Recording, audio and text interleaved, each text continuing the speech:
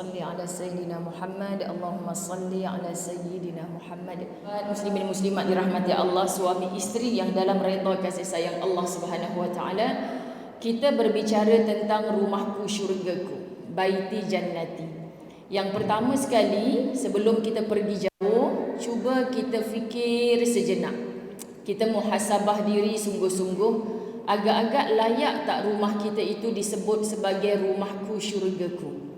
Kita bermedia sosial, biasa kalau kita balik daripada musafir, Ustazah Muzayyanah yang lebih selesa dengan panggilan Ustazah Zai pun selalu juga, Alhamdulillah selamat sampai ke rumahku syurgaku. Sebelum kita menulis catatan yang demikian, kita rasa layak ke rumah kita itu disebutkan sebagai baiti jannati atau rumahku syurgaku. Saban minggu setiap hari Ahad di rancangan Assalamualaikum TV Al-Hijrah, saya menjadi panel tetap setiap hari Ahad. Bicara yang sentiasa disebutkan tu adalah bicara tentang kekeluargaan rumah tangga Islam, yang mana slogan mereka setiap hari menyebutkan membina sebuah rumah di dalam syurga dan membina syurga di dalam rumah. Maksudnya macam mana tu? Setiap hari pengacara sebut nak bina syurga di dalam rumah. Tapi rumah kita tu layak ke disebut sebagai syurga? Ai, Tuan Haji geling kepala pula. Saya nampak Tuan Haji dah sebab ada kopiah atas kepala. Tu untung orang pakai kopiah ni belum haji pun orang panggil Tuan Haji. Alhamdulillah, Masya Allah. Kan geling kepala sebab apa? Sebab kita rasa malu nak menyebut kalimah syurga tu sepatutnya. Sedangkan dalam zaman akhir ini, sahabat-sahabat muslimin muslimat dirahmati Allah, apabila kita bermedia sosial khususnya, kita takut kalau orang nampak kita macam tak bahagia. Jadi kita terpaksa berlakon bahagia. Faham ya? Kita terpaksa berlakon bahagia. Rupa-rupanya jiwa kita derita kerana semua perkara pun kita nak lakonkan. Kan? Itu belum lagi syurga. Sebab syurga adalah kehidupan realiti. Dan ternyata tidak ada seorang pun yang telah mati sehingga ke hari ini. Mereka telah mati, mereka bangkit kembali, hidup bercerita dengan kita. Yang di kalangan kita punya ibu ayah, sudah pasti sekali-sekala kita menghadap wajah mereka, masih mereka tidak jemu menasihati kita. Okay, masih lagi kamu jaga elok-elok. Dulu tak ada anak, sekarang dah ada anak. Kan? Banyak yang kita belajar daripada mereka. Ayah kita suka marah-marah mak kita, kan? Tapi kenapa mak kita masih setia di sisi ayah kita? Suami kita panas baran, tapi kenapa mak mertua kita masih setia berada di sisi ayah mertua kita? Sebab tu bila dalam lebih 20 tahun dakwah ni, ustazah didatangi oleh wanita-wanita yang kadang-kadang saya tak tahan lah, ustazah, suami saya tu panas baran. Berapa tahun dah usia perkahwinan? 4 tahun. Kan? Kamu ada mak ayah mertua lagi? Ada? Jadi maknanya suami kita masih punya ayah. Kenapa dia jadi panas baran? Saya tak selesa masuk dalam keluarga tu. Memang bapak dia pun panas baran. Jadi kita sebutlah sahabat-sahabat muslimin muslimat, pernah tak belajar daripada ibu mertua bagaimana baru-baru ni dia boleh sambut wedding anniversary yang ke-40? Contoh kan? Sebab rahsianya adalah mak mertua kita cukup bersabar dengan ayah mertua kita. Jadi orang sekarang berkahwin, dia sebut ke main lagi. Kan dekat grup WhatsAppnya rumahku syurgaku, friend forever till jannah, ahli keluargaku menuju syurga, semua cerita syurga. Tapi kita tak sedar diri pun sebenarnya rumah kita tu tak layak pun disebutkan sebagai syurga. Jadi sahabat-sahabat, rakan-rakan muslimin muslimat dirahmati Allah, bila saya dipilih pada hari ini untuk menyebutkan tentang baiti jannati, rumahku syurgaku, saya nampak pula sahabat saya Al-Fadhil Ustaz Amran berada pada poster yang sama. Saya ingatkan saya nak bergandingan dalam satu forum dengan beliau sebab dah lama dah tak berforum dengan Ustaz Amran. Sahabat kami datang berumrah dengan saya, tapi rasanya kalau urus setia boleh cek, Ustaz Amran dah ada dekat tempat parking kereta ni sebab nampak macam ada kereta dia. Takut dia macam berehat dalam kereta saja. Kalau boleh jemput dia lah, sahabat-sahabat muslimin muslimat dirahmati Allah.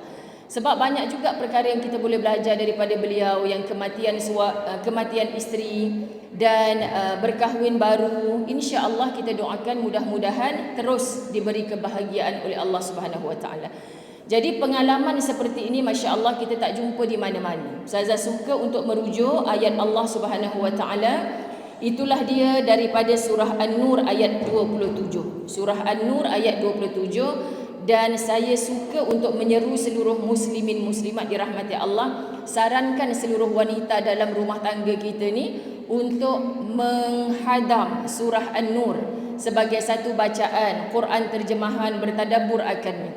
Ada banyak pelajaran yang kita boleh dapat padanya. Surah An-Nur ayat 27 menceritakan kepada kita, A'udzu billahi minasyaitonir rajim.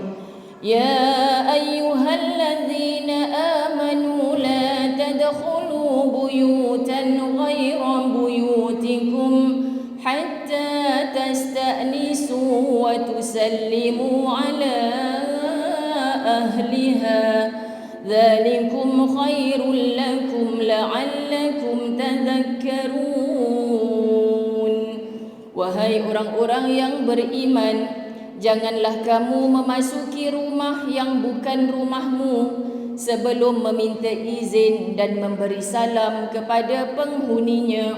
Yang demikian itu lebih baik bagimu agar kamu selalu ingat. Apa tujuan Allah beri kepada kita peranan Al-Quran sebagai manual book kehidupan? Allah beri saranan, Allah suruh kita ambil perhatian, jangan masuki rumahmu. Masya Allah, dan jangan beri izin orang lain masuk ke rumahmu. Kalau kita bagi salam lebih 3 kali, adabnya orang tak buka pintu, maka kita disuruh balik. Jangan izinkan sesiapa masuk ke dalam rumah kita, sebab rumah kita adalah rumah sebuah keluarga yang pasti ada isteri, yang pasti ada anak, ada suami, yang pasti ada anak-anak. Okey, jadi sekarang ni kita bukan rumah buyut, bait macam dulu-dulu saja lagi, tapi kita ada rumah media sosial kita. Saya ada media sosial Ustazah Muzayyanah kalau Facebook. Saya ada yang personal Muzayyanah Abdullah. Terkadang kita tulis satu status, tiba-tiba dekat ruang komen tu ada perkara-perkara hasil komentar mereka yang saya tak selesa, saya tak suka dengar. Maka saya sanggup padam saya punya status tu yang sudah mungkin ribuan like ketika itu. Tapi kenapa kita sanggup padam?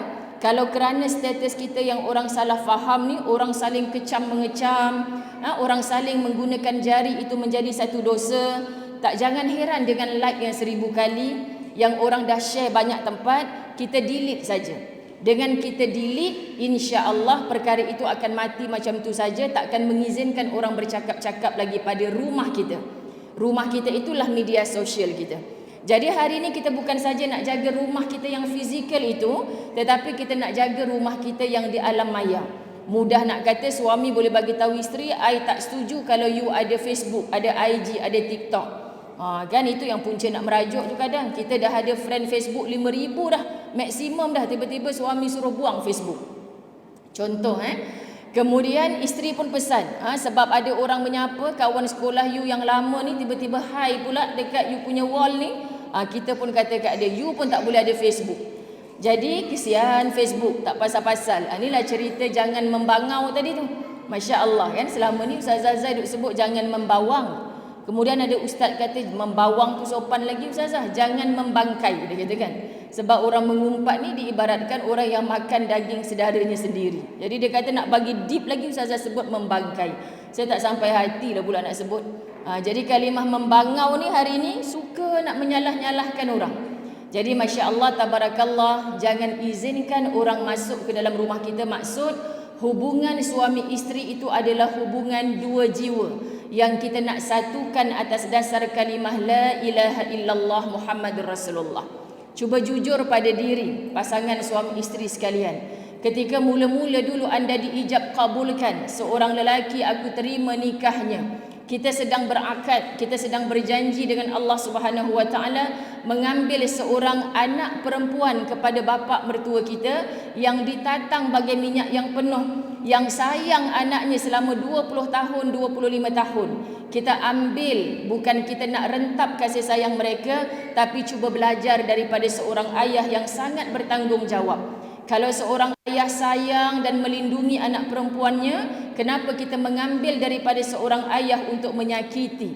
Apatah lagi hatinya, zahirnya, batinnya. Sebab seorang ayah walaupun keras bahasanya, tapi nawaitunya hanya satu, ingin melihat anaknya tersenyum bahagia gembira sampai ke akhir hayat. Jadi wahai suami, apa lagi janji kita di hadapan Allah ketika kita berijab kabul, Ketika kita berjanji disaksikan oleh para malaikat Allah, menangis berguling-guling iblis saat itu. Kerana apa dulu bercinta ni? Telefon sampai lewat-lewat malam. Berwhatsapp sampai tak ingat nak solat. Berpegang-pegangan tangan. Semua tu menjadi dosa. Hari ini dalam sejarah pegang tangan dia jadi ibadah. Berpandangan dia jadi ibadah. Minta maaf sebut sampai hubungan badan kita tak kira lah siang ataupun malam. Tanpa seurat benang pun seorang suami dan isteri semuanya menjadi ibadah.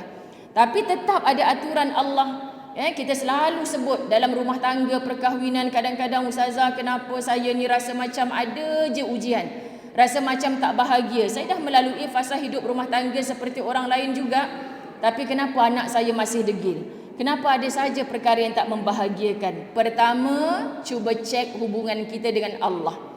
Cek hubungan kita dengan Allah. Jujur pada diri, aku mengambil dia sebagai isteri, aku setuju untuk menjadi isterinya, apa nawaitu kita. Belakang ustazah ni ada pelaminan yang indah.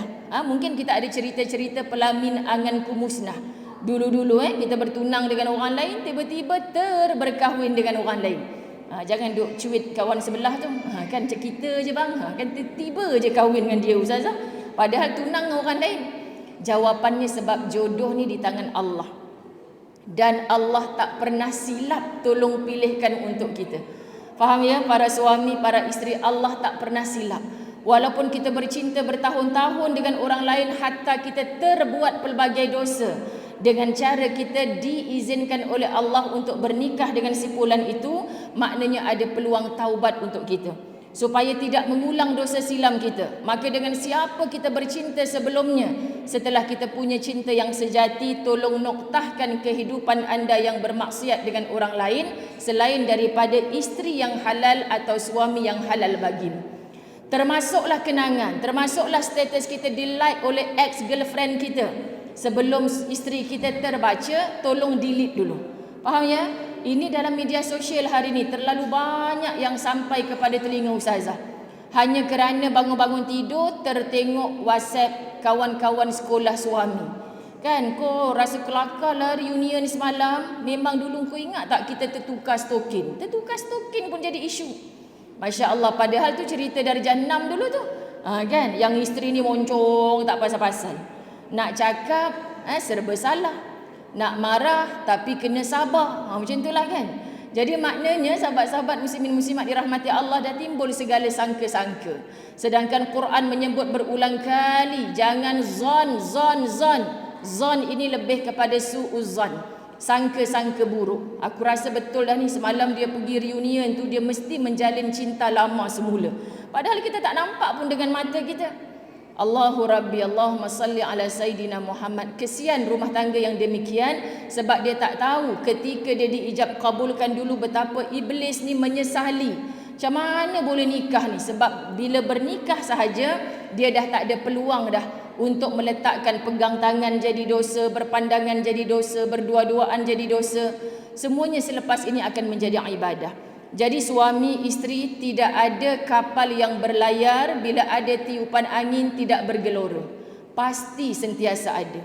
Kan pasti ada. 5 tahun pertama, kan 10 tahun pertama. Sebab ketika saya bernikah 20 tahun yang lepas, saya duduk dekat belakang kereta, suami saya dengan abang saya duduk di depan. Bawa kami nak balik ke kampung suami untuk kenduri belah suami. Saya dengar mereka bersembang. Abang saya dah lama dalam perkahwinan, dia sebut macam mana, dia kata, Wan, ingat 5 tahun pertama ni kita baru kenal sebenarnya siapa isteri kita. 5 tahun pertama. Jadi bukan 5 minggu pertama, bukan 5 bulan pertama. Biasa je kadang-kadang, pelik dah dia perangai macam ni. 5 tahun pertama kita baru kenal. Dan sahabat-sahabat saya yang bekerja di pejabat agama, Jawi, Jais, mereka melaporkan kebanyakan rumah tangga yang runtuh adalah pada fasa 5 tahun pertama. Kita sangat sedih. Rumah tangga yang isteri minta fasah, bercerai, bergaduh depan-depan pejabat agama, saling tak tahu mana dapat alu lesung batu tu pun ada, saling baling-membaling depan pejabat agama kan. Perkara ni sangat mengaibkan. Kalau dekat pejabat tu ada guard yang bukan Islam ke, macam ni ke orang Islam bergaduh sampai bawa alu lesung batu sebagainya. tepuk meja hakim dekat depan ni. Kenapa berani sangat? Cuba tanya 5 tahun pertama perkahwinan. Kerana mereka baru nak membina, baru nak kenal. Bukankah perkahwinan itu menyatukan dua jiwa? Kita dengan cara didikan mak ayah kita, dia dengan didikan mak ayah dia. Ketika kita berkahwin dengannya, kita tak tahu total 30 tahun dia hidup di bawah naungan keluarga yang begitu. Bukan semua dia ceritakan kepada kita, dan tak mesti pun dalam agama kita ceritakan kepada bakal suami dan isteri kita. Apa cerita-cerita silam kita? Minta maaf sahabat-sahabat, ramai yang sangat yang bila nak kahwin tak jadi kahwin. Semata-mata datang, ustazah, boleh ke kalau saya sembunyikan saya ni sebenarnya adalah kelapa yang ditebuk tupai. Kan dia kata, kenapa kamu nak cerita pula? Sebab saya takut ni orang kata kalau saya tak cerita, nanti kalau mak mentua saya bentang cadar warna putih, pagi-pagi nanti dia tengok tak ada darah pun, yang kau duk tengok filem-filem Melayu pasal apa? Kan muslimin-muslimat dirahmati Allah, mak mentua pasang cadar putih, malam kau tukar balik cadar warna merah. Senang, tak payah cerita. Kalau suami pagi-pagi kata abang rasa lain je awak ni, kan dah pernah bersama dengan orang lain. Sebelum tanya isteri, cuba tanya macam mana kamu boleh tahu, pengalaman mana kamu dapat. Tak payah cari orang lain. Maknanya kalau kita tahu sesuatu, kita pernah merasa perkara tersebut. Sebab tu selain kita mencantikkan hubungan kita dengan Allah, tanya bagaimana hablum minan nas, hubungan kita dengan hamba-hamba Allah. Kalau kita pernah menzalimi ex-girlfriend, boyfriend kita dulu, sebelum kita berkahwin, apa yang kita dah pulangkan hak dia, apa yang kita dah minta maaf, kita memang dah tak ada jodoh, tapi duit-duit dia yang kita habiskan, apa yang kita dah minta halal pada dia, semua ni adalah dosa. Jangan dibawa dosa lama ke dalam rumah tangga yang halal di sisi Allah. Kemudian muslimin muslimat dirahmati Allah, taubat dengan Allah yang dulu tak sembahyang, tak tutup aurat tu mudah. Allah Al-Ghaffar, Allah At-Tawwab. Tapi dosa kita sesama manusia yang kita menzalimi ex kita dulu, kalau kita mudah-mudah menzalimi orang lain, dosa itu kita tidak minta pengampunan, minta maaf, minta halal sebagainya, dia akan mengganggu. Sebab dosa ni akan menjadikan beban pada kita. Sebab tu kadang-kadang kita dah buat dah hubungan halal, tapi kadang-kadang kita kena kacau. Kau sedap-sedap je kahwin, hak aku dulu kau tak pulangkan. Kena kacau. Jadi perkara macam ni yang kita tak boleh selindung dengan pasangan kita. Kan abang dah clearkan semua, dah cari dah keluarga dia, nak bayar dah, tapi dia yang kata tak payah, halal ketika tu. Kena cerita. Okay, sahabat-sahabat muslimin muslimat, sebab kita takut nanti dia kacau kita melalui media sosial dan pasangan kita akan bersangka-sangka. Takkan kita dapat syurga kalau rumah tangga kita dikacau sebegitu rupa.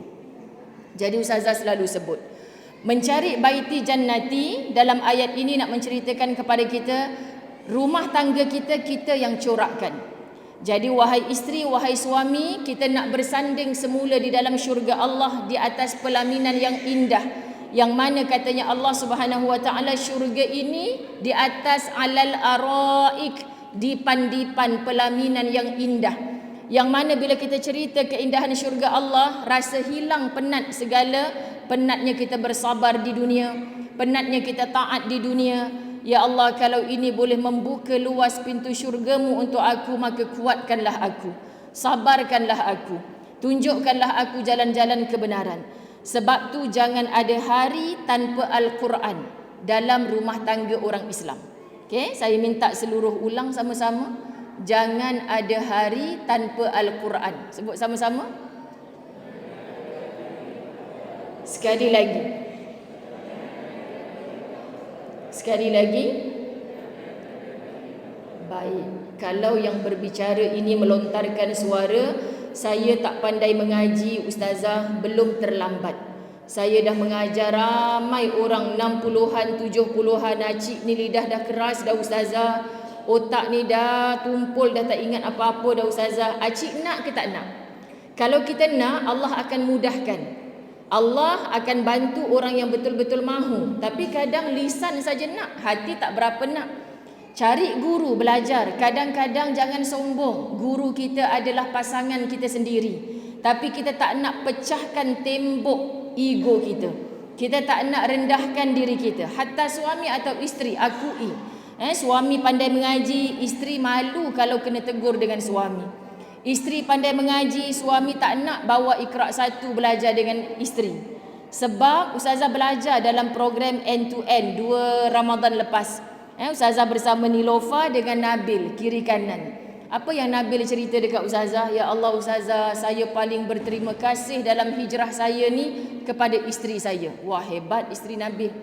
Kenapa? Sebab dialah ustazah saya dalam mengaji Al-Quran.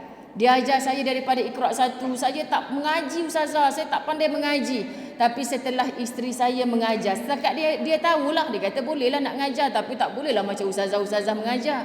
Sekurang-kurangnya daripada tak kenal huruf, boleh kenal huruf. Iqra 2 kita dah tahu mana panjang, mana pendek. Iqra 3 bukan setakat baris atas saja, dah ada baris bawah, baris hadapan. Sedap sikit dah kita mengaji. Ada bunyi ta, ti, tu, da, di, du. Iqra 1, Iqra 2 baru abata saja sampai ya.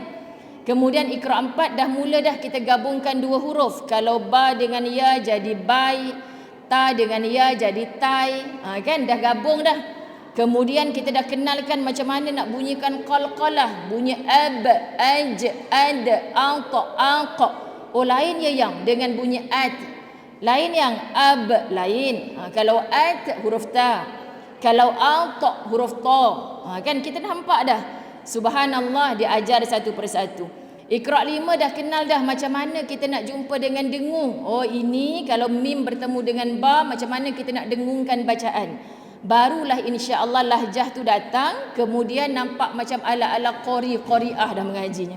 Sebab dah ada bunyi dengung dah sebagainya. Kemudian Iqra 6 baru nak memperkemas bacaan. Sampai Iqra 6 tu isteri dah angkat tangan. Saya pun dulu ngaji sampai ni je bang. Sebab itulah Quran saya ni pun baca tak berapa fasih. Jom sama-sama kita cari guru. Suami, bila kita nak pastikan isteri kita berguru, tolong pastikan yang tidak mengundang fitnah. Cemburu macam mana pun dengan isteri, jangan kita tersilap cemburu. Kenapa kita panggil guru datang ke rumah? Sebab kita tak mampu untuk memberi ilmu fardu ain kepada dia. Ingat kewajipan seorang suami kepada isteri yang akan ditanya oleh Allah nanti bukan saja makan, pakai, tempat tinggalnya. Tapi isteri itu yang tak tahu apa-apa tentang asas fardu ain, kenapa kamu tidak mengajarkan kepada dia? Aku pun tak tahu ya Allah, padahal isteri aku lebih bijak dalam agama daripada aku. Tanggungjawab kamu membawakan guru datang ke rumah. Bawa guru datang ke rumah pula, dia charge 1 jam RM100. Saya tak mampu. Tak mampu, maka tolong beri izin isteri kamu untuk keluar daripada rumah mencari ilmu. Datang Masjid Asy-Syarif, tengok jadual kuliah muslimat. Hari Isnin apa, Selasa apa, bagi undang-undang pada isteri. Ni dalam 5 hari ni abang izin 3 hari. Awak pilihlah kuliah mana awak nak datang. Beri izin. Kalau kita cemburu buta tak tentu pasal, ustaz ni awak jangan datang. Ustaz ni memang handsome terlebih, awak tu tak boleh tengok muka orang handsome. Masalah dah kita ni. Padahal balik nanti wahai isteri, bukan kita duduk diam saja. Sambil kita tuangkan air, suami kita penat-penat balik kerja. Bang, tadi dalam kelas jangan ada niat nak menyindir. Ni elok ni aku cerita pasal panas baran ni. Elok pula ustaz ni keluarkan ayat pasal panah baran. Laki aku ni memang panah baran sungguh. Itu je lah diceritanya. Bang ingat tak semalam saya cerita pasal orang panah baran tu kan? Laki kata dah bukan nak mengajar aku pasal bab kuliah semalam ni. Dia nak tembak aku ni. Ada niat nak menyindir. Sampai ke tidak kepada hati orang yang disindir. Panas telinga dia. Maka kita belajar supaya Allah beri faham, supaya kita dapat beramal dengan apa yang kita pelajari. Bila kita dapat beramal dengan apa yang kita pelajari, dia dapat rasa. Sahabat-sahabat muslimin muslimat dirahmati Allah, kita makan apa yang kita nak makan sampai bila-bila. Tadi Ustazah sempat sarapan dekat Pekan Meru tu. Kan? Dah lapar sangat daripada subuh kat TV Al-Hijrah. Jadi makan sekejap. Yang ni memang rasa kari kambing dia macam sebiji dekat tempat tu. Kenapa kita ingat lagi rasa dia tu? Sebab kita pernah rasa. Tapi kita nak bicara benda yang kita tak pernah rasa, nampak sangat daripada bibir hanya singgah di telinga. Faham ya? Biar apa yang kita cakapkan tu daripada hati. Bila daripada hati, ia akan sampai kepada orang yang mendengar dengan hati. Jadi, kalau kita nak bercakap, pastikan aku nak tegur pasal panah baran dia ni. Aku ni macam mana? Aku nak tegur pasal dia solat lambat ni. Aku ni macam mana? Jadi sebelum kita rasa mudah untuk mengubah orang, kamu takkan berjaya kecuali kamu ubah diri kamu sendiri. Masya Allah, sahabat-sahabat muslimin muslimat, niatkan yang aku sampaikan tadi ya Allah sebagai ulang-ulangan kuliah pagi tadi. Aku mencatat pun malas, kurang-kurang sebelum dia lupa daripada kotak kepala aku ni, lebih baik aku cerita kat suami petang ni. Besok hantar anak pergi sekolah, semalam mama dengar kuliah ustaz tu, ya Allah ustaz cerita sekian-sekian. So kita ulang, itulah sebabnya kenapa mak-mak suka membebel. Sebab mak ulang balik apa yang dia dengar daripada mak ayah dia dulu-dulu. Apa yang cikgu dia cakap, drama apa yang mak-mak tengok. Faham ya? Kalau mak saya dulu lepas tengok drama tu seminggu tak habis cerita. Ya Allah kesian, macam manalah suami dia boleh pukul. Kita pun cerita pasal siapa mak, jiran mana yang kena pukul ni. Tak mak tengok drama hari tu. Ya Allah sabar je lah. Sebab apa yang dia tengok, apa yang dia dengar, apa yang dia pandang, Masya Allah. Jadi baiti jannati, jangan izin sesuatu yang Allah tak redha masuk dalam rumah kita. Saya menguruskan jemaah umrah, muslimin muslimat dirahmati Allah. Bila nak balik ke Malaysia, saya kata bersedia tak kita nak menjadi orang baru yang dipilih Allah, gugur dosa-dosa kita di dua tanah haram ni. Balik pertama apa yang kita dengar. Kalau on the way pergi kerja, lagu tak apa-apa, DJ-nya gelak terbahak-bahak, kita suka ke? Cerita gosip artis tu, yang cerita ni benda hujung pangkal tak tahu sahih ke tidak. Tolong ubah. Ubah ke mana? Alah ustazah, kalau saya dengar radio IKIM tu, contoh kan, asiklah bercakap, bosan. Dalam dia bercakap tu ada juga input tentang ilmu. Kadang-kadang sambil kita bawa kereta tu, kita tak dengar sangat apa dia cakap. Tapi bila kita pasang, pilih channel radio yang mana. Radio DJ-nya tak sedap, kita pasang CD yang macam mana. Kan MP3 apa yang kita bawa dalam kereta kita. Percayalah ibu-ibu muda sekalian, kalau kita tengok anak-anak yang berlari-lari dekat belakang ni, kita hantar tadika, kita hantar dia pergi sekolah, apa buat setiap hari baca surah Yasin saja. Qari yang kita pilih sedap, pasang surah Yasin tiap hari dia nak hantar pergi sekolah. Rumah saya Darul Fawaz adalah tempat transit anak-anak daripada usia 4 tahun. Yang dulunya saya hantar mereka ke sekolah dan sebagainya. Kan termasuklah anak buah saya. Semuanya letak dekat Darul Fawaz. Sebab mak-maknya nak persekitaran yang ada suasana Al-Quran. Jadi anak buah saya seorang ni, setiap kali saya hantar budak-budak pergi sekolah, dia ada kat sebelah saya.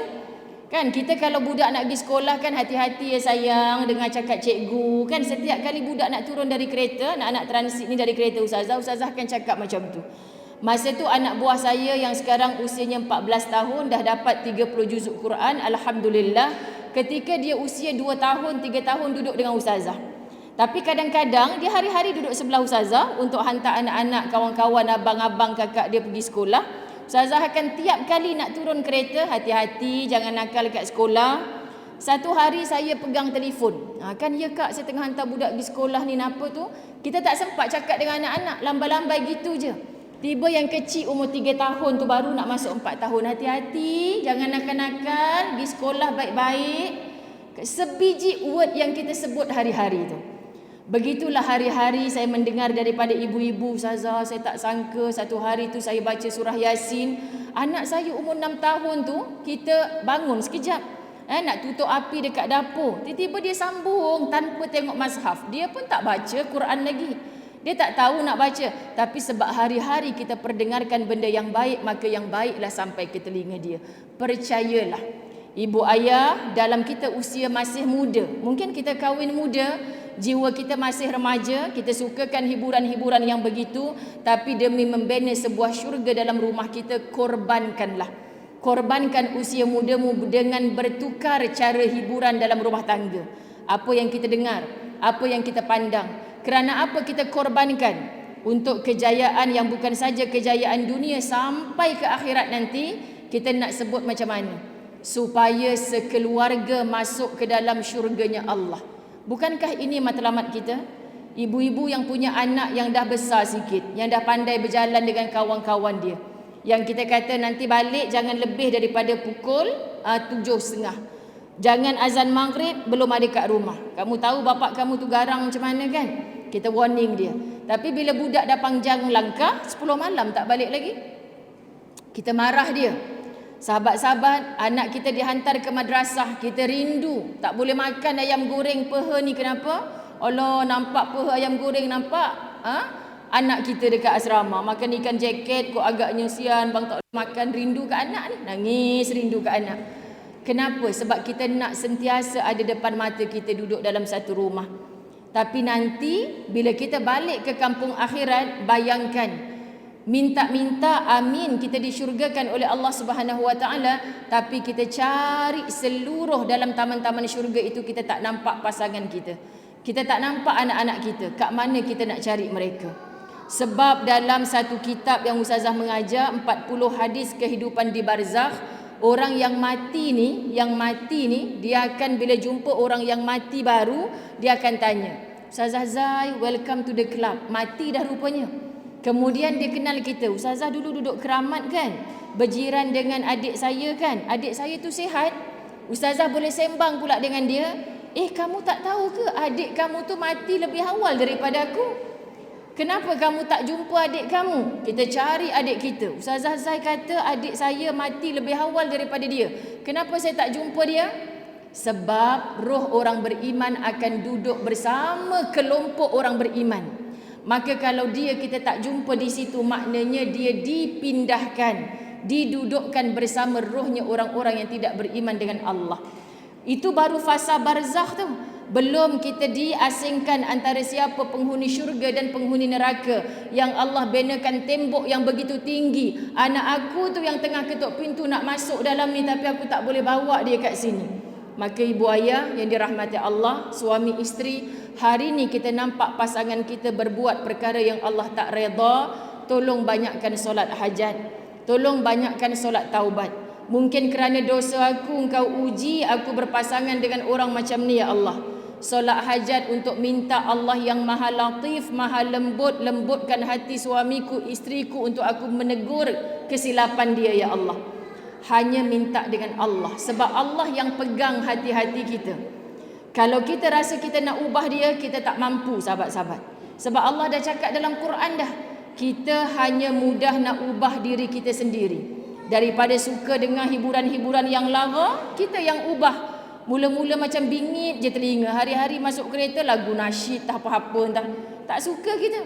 Tapi lama-lama bila nafsu kita ni kita kuruskan dia. Nafsu ibarat kuda liar. Kalau diberi makan, kata Imam Ghazali, dia akan meliar, kencang larinya.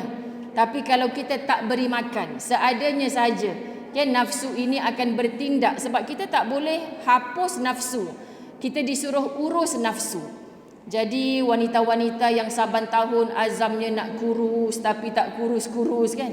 Ustazah Zai di Masjid Surau selalu mengajak, asyik gagal je nak kuruskan badan kita ni. Jom kita kuruskan nafsu kita.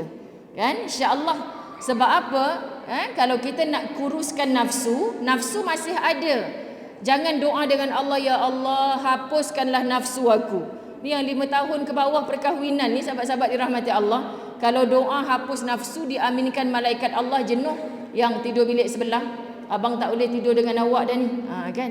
Sebab ada pasangan suami isteri menangis pada ustazah, memang tidur bilik asing-asing. Memang tidur bilik asing-asing. Kenapa jadi macam tu kak? Saya tak tahulah ustazah. Memang dia tak boleh tidur dengan saya. Tidur bilik asing-asing. Bila kita tanya, dia kata tak ada nafsu. Ini perkahwinan yang dah berusia lebih 20 tahun mungkin. Ini antara aduan. Jadi kalau mereka mengadu, jujur pada diri, tanya pada diri sendiri, adakah perkahwinan itu hanya untuk menghalalkan seks? Tidak ustazah, ada anak dah sekarang kan, maka teruskan perkahwinan bukan kerana untuk hubungan badan. Kenapa masih meneruskan perkahwinan? Masih jatuh cinta kerana kita ada sakinah, mawaddah, warahmah. Apa sakinah? Dulu mula-mula kalau kita duduk bujang, balik makan Maggi je. Sekarang macam mana merajuk pun isteri kita, angkat bawah tudung saja ada makanan. Walaupun merajuk tu tanda dia tak teman kita makan dah. Main WhatsApp, terkikik-kikik, gelak. Rupanya gelak dengan kawan-kawan dia. Kita depan mata dia tak pandang pun. Allahu Akbar. Itulah dia kan peranan perkara ni. Yang jauh jadi dekat, yang dekat pula jadi jauh. Maka rumahku syurgaku tanya, kalau seharian kita dah tak jumpa, waktu makan kenapa masih ada lagi benda ni atas meja? Paling kurang makan 10 minit tu sembang. Itu sebab kita kena ada ilmu. Anak-anak yang belajar di rumah ustazah tu bila balik, ibu-ibu tadi kakak dekat sekolah, cikgu bagi 10 bintang. Diam, makan, jangan bercakap. Pening budak tu. Sebab dekat Darul Fawaz, dia ajak bersembang benda yang baik. Kalau kita dengar dia gaduh, dia sembang benda tak baik, ni cakap pasal apa ni depan rezeki? Kita tegur. Tapi dia bercakap, kita nak peha, kenapa awak ambil peha juga? Itu biasa. Sahabat-sahabat dirahmati Allah, sebab waktu makan wujudkan suasana jamaah di rumah.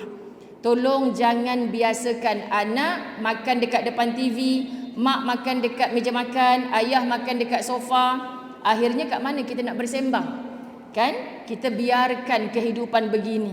Akhirnya bila dah remaja sikit, sorry lah ibu, kakak kena makan dalam bilik, assignment tak siap lagi ni. Engkau makan lama mana? Bukan sampai setengah jam pun. Makan dekat meja makan, sembang. Yang duduk universiti cerita pasal universitinya, yang duduk sekolah rendah cerita pasal sekolah rendahnya.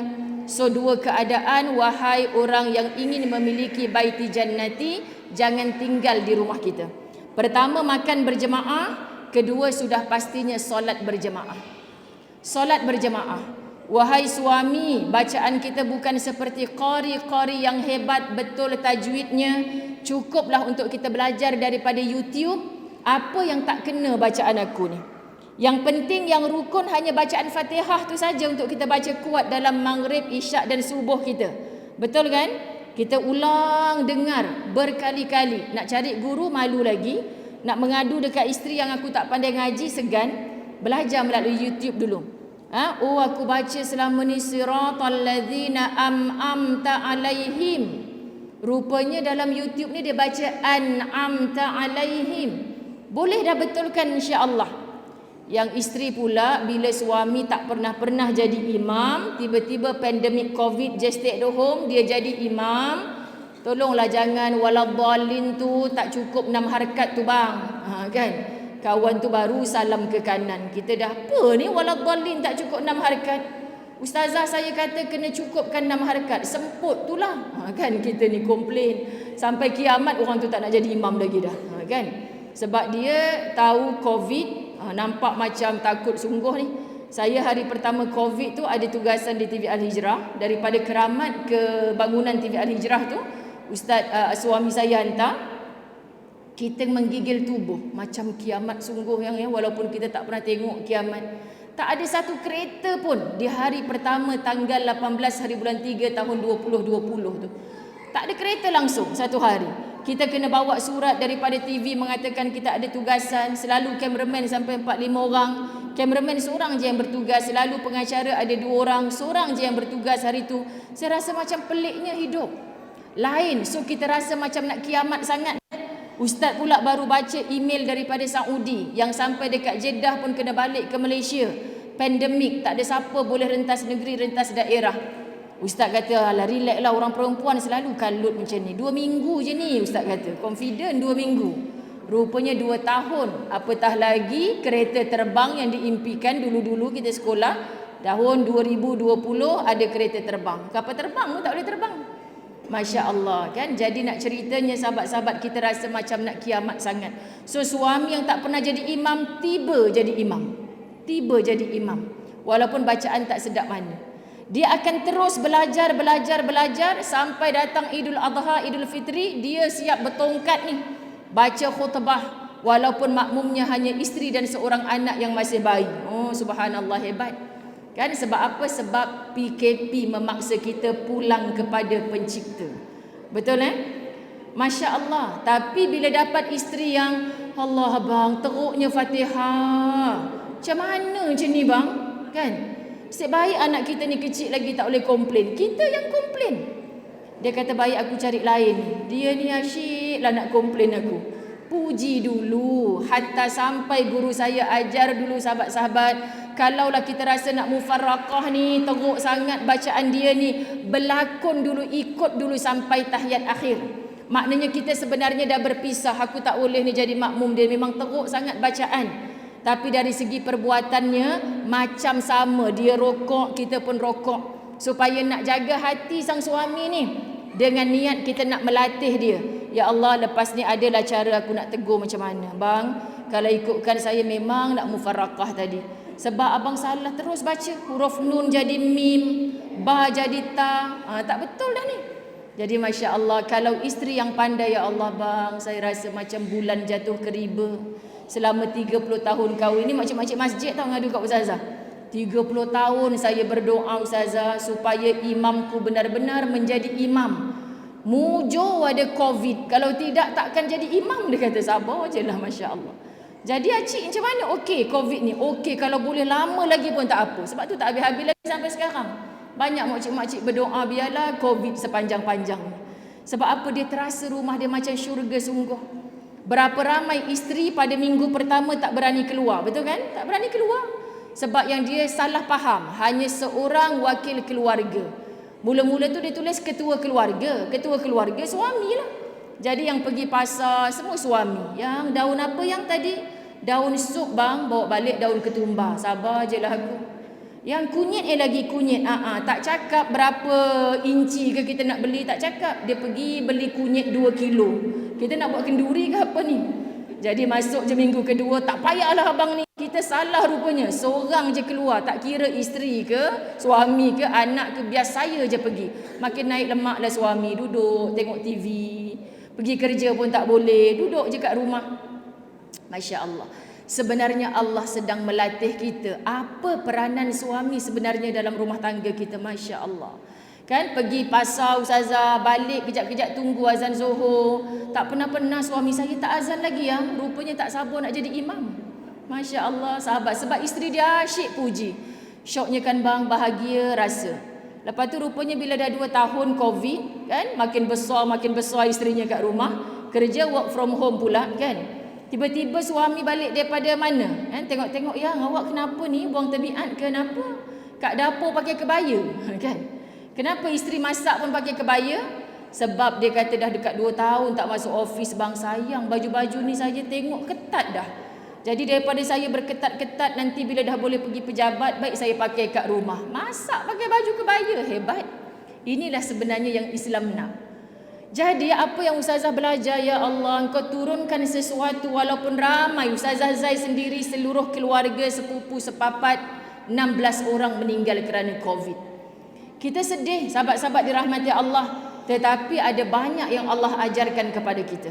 Subhanallah, dalam just stay at home itu, kita belajar sesuatu betapa seorang lelaki, anda yang dikatakan oleh Allah, Ar-rijalu qawwamuna 'alan nisa.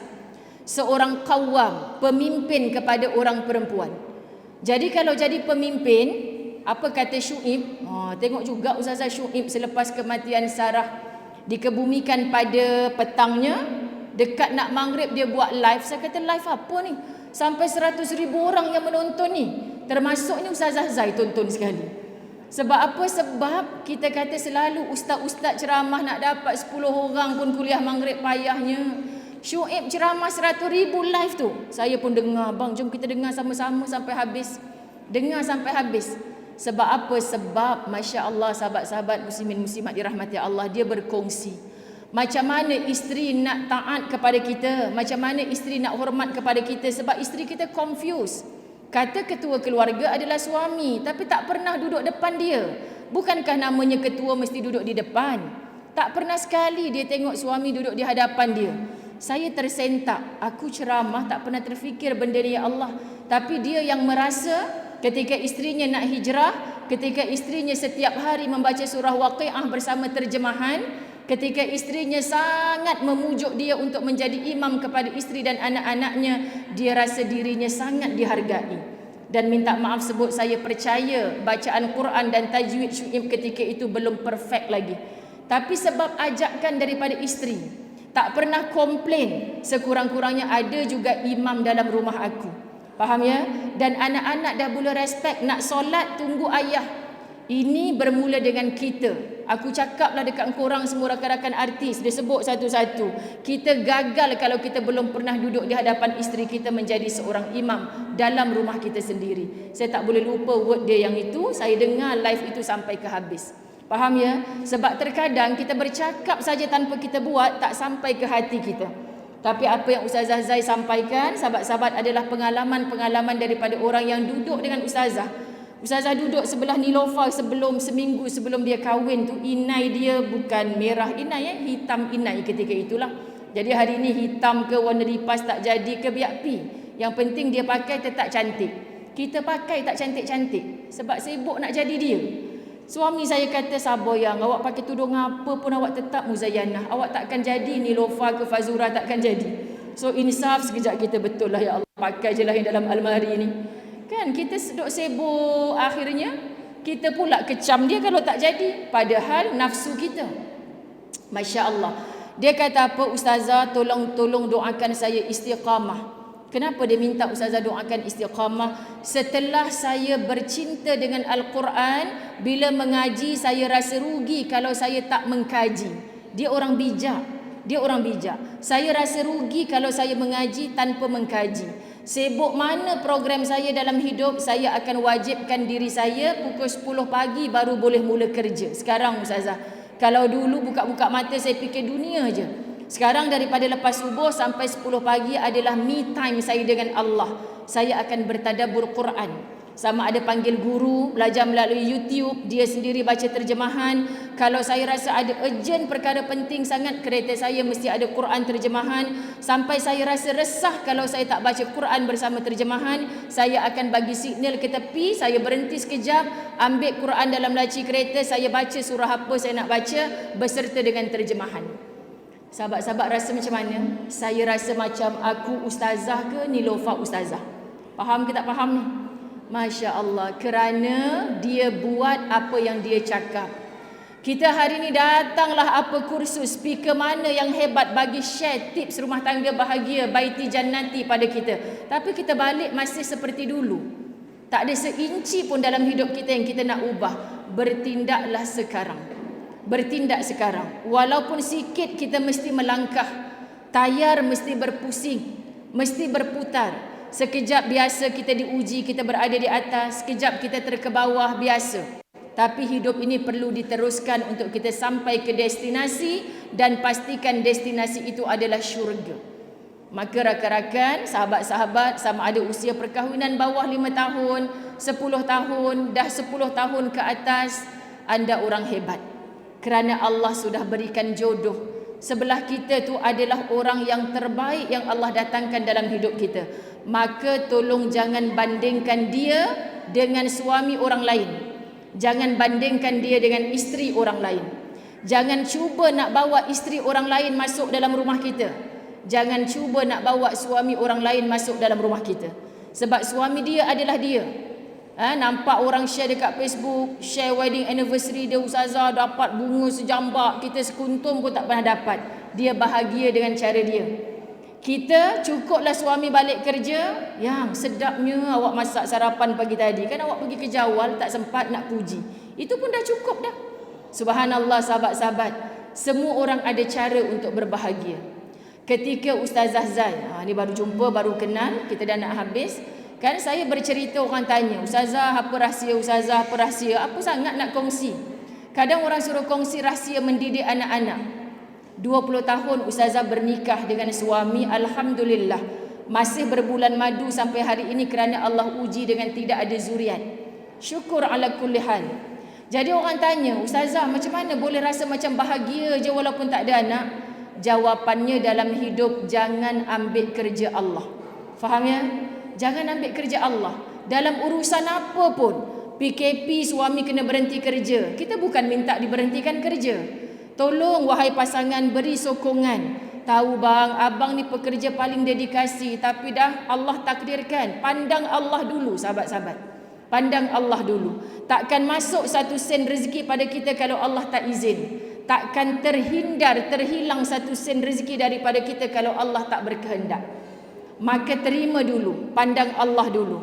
Kan kalau kita nak bahagia, kita tengok siapa yang berhak memberi bahagia kepada kita, hanyalah Allah. Jadi kalau kita kata berkahwin tu sunnah, orang tak kahwin tak dosa pun. Tapi kalau dah mampu, sampai sanggup melampiaskan syahwat kepada perkara berzina dan sebagainya, menjadi wajib kamu berkahwin. Jadi kamu dah kahwin, mudah-mudahan menjadi ibadah di sisi Allah. Jadi hari ini dah kahwin, sahabat-sahabat dirahmati Allah, kita sebenarnya jodoh tu tak pernah tersilap. Allah yang pilihkan untuk kita. Hargai, lalui, cari yang baik-baik saja sebagai matanya lebah. Jangan sibuk mencari yang buruk dengan membandingkan dengan orang lain, kerana suami kita takkan jadi seperti orang tu. Isteri kita takkan jadi seperti orang tu. Kan sedikit baik yang ada pada dia, jom kita siram dengan air kesuburan. Apa yang Allah Subhanahu Wa Taala minta dengan kalimah tauhid yang kita jadikan pakaian. Maksudnya kita takkan bertindak kalau dalam hati kita tidak ada kalimah mentauhidkan Allah. Allah suka aku macam mana ni? Maka bila kita sebut aku akan mati satu hari nanti, matinya kita hanya bawa doa anak yang soleh, yang dah dianugerahi zuriat oleh Allah, didik mereka, paling kurang selepas matinya kita masih boleh mendoakan kita. Kenang kita, rindu kita, ingat kita. Teringat je dah merupakan doa bagi seorang anak soleh kepada ibu dan ayahnya. Kalau tak ada anak soleh solehah, kerana bukan kamu yang minta begitu, Allah yang berikan begitu, pastikan harta yang kamu cari, harta yang boleh dijadikan amal jariah berpanjangan. Okay? Kita tak dapat, sahabat-sahabat muslimin muslimat dirahmati Allah, ke syurga melalui anak soleh solehah. Pastikan bekerja walaupun hidup berdua-duaan. Orang sebut ni kerja pagi sampai petang, malam sambung kerja lain, weekend kerja lain pula lagi. Tak penat ke? Kau cari apa? Nak bagi makan siapa sebenarnya? Jawapan kita, kita nak jadi jutawan akhirat, bukan nak jadi jutawan dunia semata. Okay? Luaskan infak kita, sebab itulah yang akan menjadi jambatan ke syurga Allah. Terakhir, kita ada ilmu dalam bidang apa pun kongsikan. Walaupun kita bukan pendakwah, penceramah, hari-hari bercakap yang baik-baik kepada anak-anak kita, itu juga adalah satu perkara kebaikan. Yang katanya Nabi SAW, jangan jadikan rumah seperti kuburan. Jangan rumah pula yang menjadi kubur. Maksudnya bila pergi kubur baru sibuk nak baca Quran, tapi dekat rumah tak pernah pun baca Al-Quran. Jadi sahabat-sahabat muslimin muslimat dirahmati Allah, setiap malam, wahai pasangan suami isteri, pastikan ada solat tahajud kita menyembah Allah. Tak lama pun, Ustazah Zai bukan minta bangun pukul 2-3 pagi. Lagi-lagi ibu ayah yang muda-muda ni, usahakan dapat bangun 10 minit, 15 minit sebelum azan subuh. Hiasi malam kita walaupun dengan 2 rakaat tahajud. Buat 40 malam berturut-turut, anda akan rasakan perbezaan. Macam mana lidah kita yang kasar bercakap dengan pasangan, kita mampu tahan sekejap. Ya Allah, suami aku ni, kenapa aku nak tengking-tengking dia ni? Allah tak suka. Otak kita ni akan fokus kepada Allah. Bila malam hari waktu orang lain tidur berdengkur, kita sujud, kita minta kepada Allah dengan sungkurkan dahi kita ke atas lantai, kita mengetuk arasy Allah. Permudahkan ya Allah, aku sayang dia kerana engkau yang hadiahkan dia kepada aku ya Allah.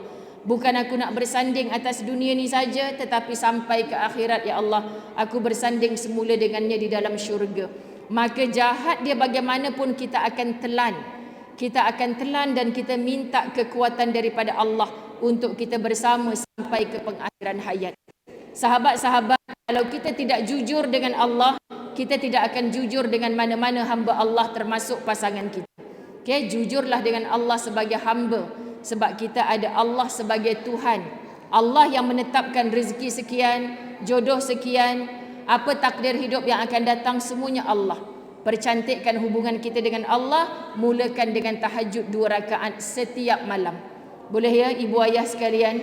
Masya Allah, kenapa tak ramai yang berani angguk ni? Kan? 2 rakaat sahaja. Kita boleh bangun kencing tengah malam, kita boleh bangun risau kereta baru, kita lupa nak parking elok-elok semalam, ada tak orang langgar bucu dia, risau segala hal dunia. Tapi kita tak risau, kita tak pernah bertahajud di waktu malam. Hiaskan kita sudah pastilah dengan solat 5 waktu sehari semalam. Quran jangan tinggal. Okay? Kemudian sahabat-sahabat muslimin muslimat, susah macam mana pun kita, tolong ajarkan anak-anak kita untuk bersyukur dengan rezeki yang Allah beri pada kita. Latih mereka masuk masjid, bagi anak kita duit RM1, nah masuk dekat tabung masjid tu.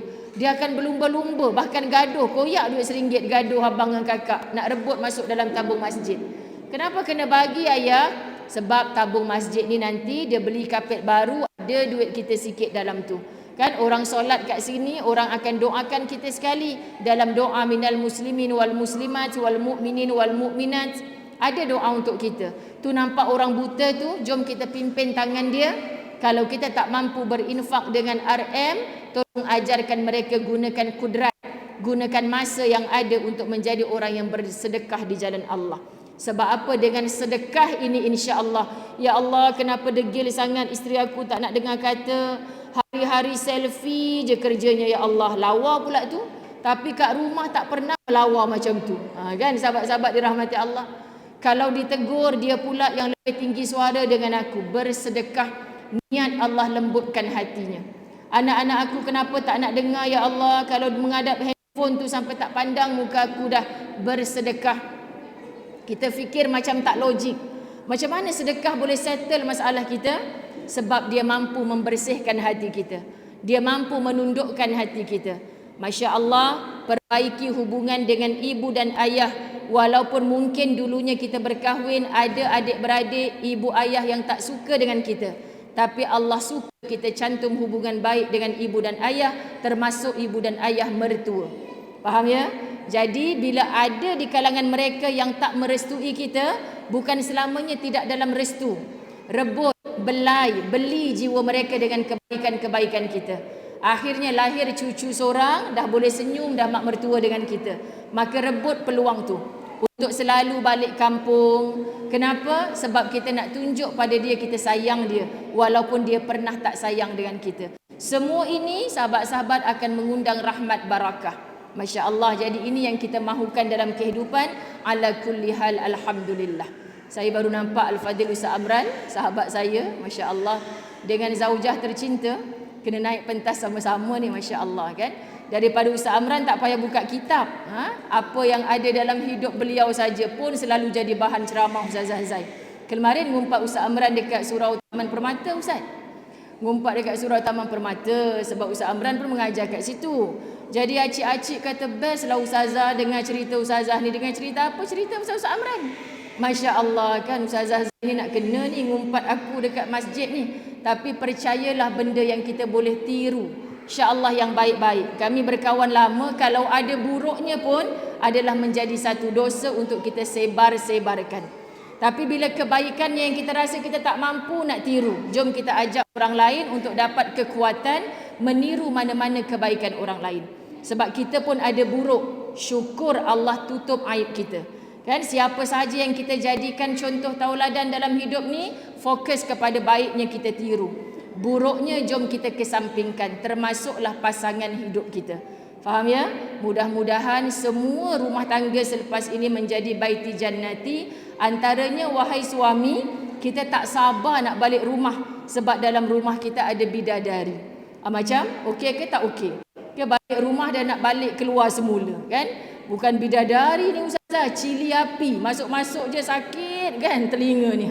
Jadi mudah-mudahan kan kita pekakkan telinga sekejap lah. Sebab apa yang dia cakap tu kadang-kadang benda yang betul. Jadi Ustazah minta ampun maaf zahir batin. Pukul 11 dah, jemput bersama-sama. Setiap pagi saya menekuni kitab La Tahzan. Jangan bersedih, Allah bersama kita. Terkadang sedihnya kita kerana kenapalah Allah bagi jodoh yang macam ni. Kalau aku tahu hari tu aku tak nak kahwin dengan dia. Masalahnya kalau sekarang ni dah terberkahwin, suka tak suka itulah pasangan kita. Okey, jadi insya-Allah jangan bersedih, Allah bersama kita. Hari-hari ajak pasangan mendengar ilmu. Kalau tak sempat masjid surau, on the way pergi kerja jam, on the way balik kerja jam, pasang mana-mana media sosial yang ada ilmu. Anak-anak kita akan mencontohinya insya-Allah.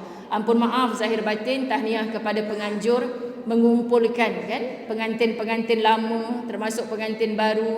Mudah-mudahan mampu bercinta sampai ke syurga Allah insya-Allah. Wabillahi taufik wal hidayah. Assalamualaikum warahmatullahi wabarakatuh.